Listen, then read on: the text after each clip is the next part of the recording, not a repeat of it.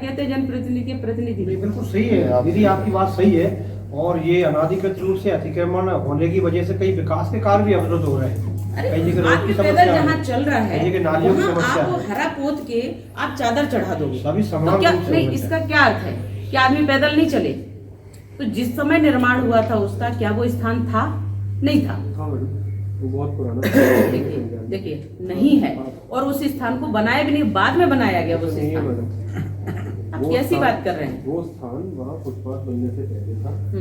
जब VIP road का चौड़ीकरण हुआ है तब उस स्थान को यथावत रूप से फुटपाथ बनाना हुआ है। आप इसको एक बार वेरीफाई करिए। आप वेरीफाई करिए, हमें कोई दिक्कत। और उस स्थान पर क्या, तो क्यों बनाया वहाँ फुटपाथ पाथवे क्यों बनाया? क्योंकि हमें सड़क चौड़ी करनी थी। उससे पहले तो सड़क चौड़ी करनी थी, तो आप पैदल वहाँ चलेंगे तो उस धार्मिक भावना का क्या जिस पे पैर पड़ेंगे?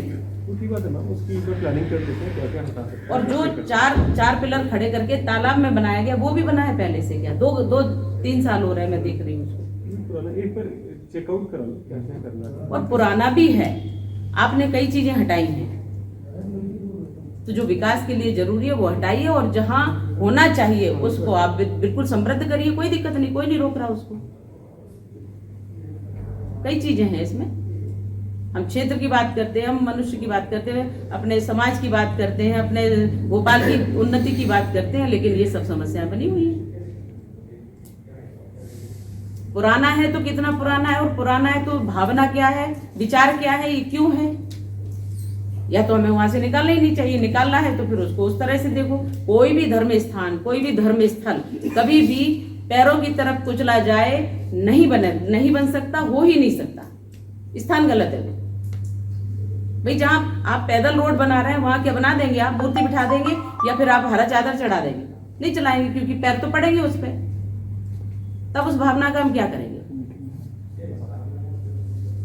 कुछ चीजें हमें विचार करनी पड़ती हैं और उसको शांति से निपटारा करना पड़ता है। हमें कोई ऐसा नहीं है कि हमें भोपाल में बहुत सारी चीजें बनी है तो उनका हमें विरोध है, लेकिन जहां जो चीज अनाधिकृत है उसको हटाना चाहिए और सुगमता पूर्वक लोग विकास करें, व्यवसाय करें, अपनी सर्विस करें, आए जाएं। इस सब के लिए बैठे ना, तो भी आप स्पष्ट करिए किसका भय है, और अगर नहीं तो लापरवाही क्यों? हमारे लिए समाज, हमारे लिए क्षेत्र महत्वपूर्ण होता है, हमारे लिए स्वच्छता महत्वपूर्ण होती है, हमारे लिए लोगों की सुविधा महत्वपूर्ण होती है। क्या है ये? हम जिस तालाब का पानी पीते हैं, हम जिस तालाब का पानी यूज करते हैं, उसमें इस तरह के निर्माण पूरा लंबा चला जा रहा है। जितना अतिक्रमण हो रहा है, कोई कुछ नहीं कहेगा। क्यों नहीं कहेगा? क्योंकि 4 नेता लोग खड़े हो जाएंगे इसलिए, बाकी गुंडे खड़े हो जाएंगे इसलिए। मैं बोल रही हूँ इस बात को, ये समझौते नहीं। आप हटाइए उनको, और अगर कहीं कोई बाधा आती है आप मुझे बताइए, हम क्या कर सकते हैं वो फिर हम करेंगे।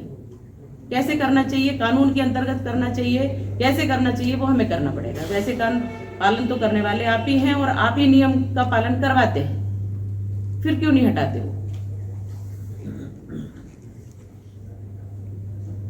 और मुझे लगता है शायद इस बात को कहे हुए मुझे 2 से 2.5 साल हो गया। ऐसे उस तालाब के बीच में वहां भी मजार बन गई है, फिर हटती है, फिर बन जाती है। क्यों? कुछ नहीं है ये कोई धार्मिक भावना का मतलब नहीं है। धार्मिक भावना वहां होती है जहां होना चाहिए, स्थान होना चाहिए उसका, और है। पर अनाधिकृत क्यों?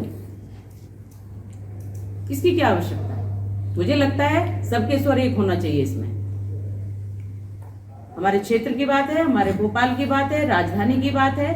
हमारे ना हम किसी की धार्मिक भावना को ठेस पहुंचाना चाह रहे हैं और ना हम किसी की कोई और विचार को आहत पहुंचाना चाह रहे हैं। लेकिन अगर ये जबरदस्ती की बात है तो ये क्षेत्र के लिए बिल्कुल ठीक नहीं है, और हम कानून बनाते तो इन चीजों को हमें पहले देखना चाहिए, तभी हमें आगे बढ़ना चाहिए। नहीं तो हम आराम से हाथ रखे बैठे रहें और हमें कुछ नहीं करना चाहिए, क्योंकि दूसरों को हम प्रताड़ित करें, दूसरों के लिए हम नियम बनाएं और इन नियमों की हम अनदेखी करें, ये बिल्कुल नहीं होगा, होना ही नहीं चाहिए। इसके विरुद्ध मैं खड़ी होती हूँ।